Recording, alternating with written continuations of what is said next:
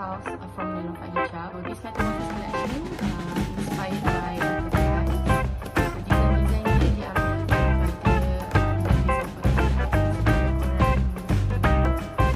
Guys can check out the online store or offline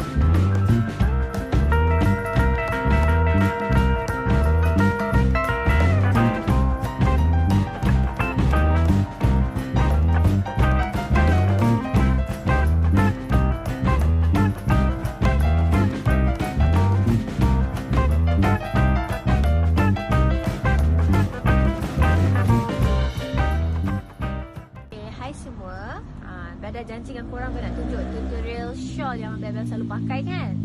Okey, inilah dia. Tapi kena pakai Della shawl. Tak tahu lah, Bel memang janji dengan Della shawl Della Amara. Okey, so cara dia adalah macam ni.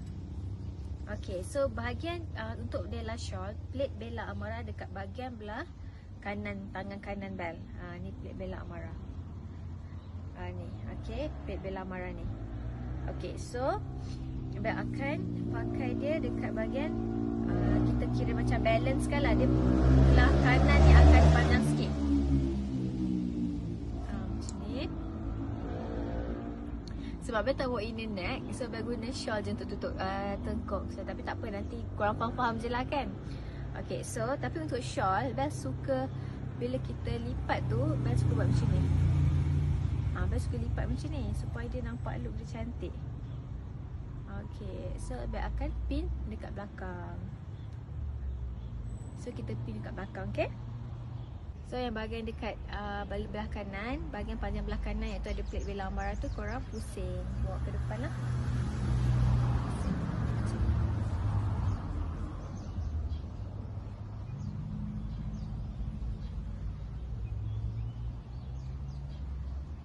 So make sure yang this one dia punya jarak dia macam ni dah okey dah. Macam ni. So tak nak labur sangat macam ni. Bel nak dia macam ni je, just nice. Lepas tu yang back balance ni korang pin kat sini .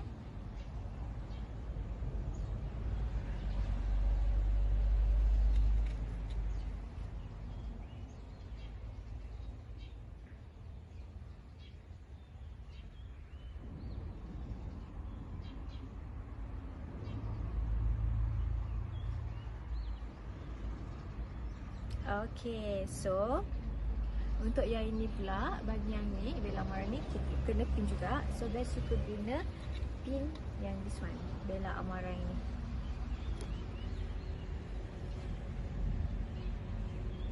So yang ni Bel akan pin dekat hujung sini.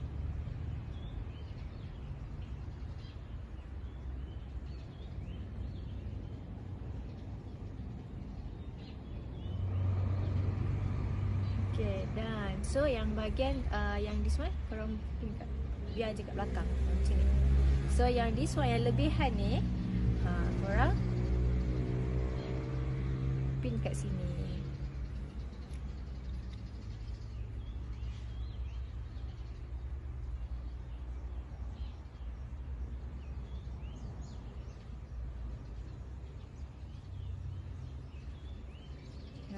So jatuh. So in this one, kalau Bel tak nak bagi dia jatuh supaya dia kekal je macam ni, jadi dia dah labur kat depan. Okay.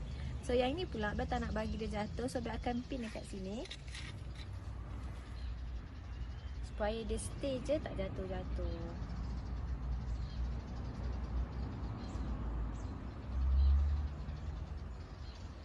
Okay, dah siap.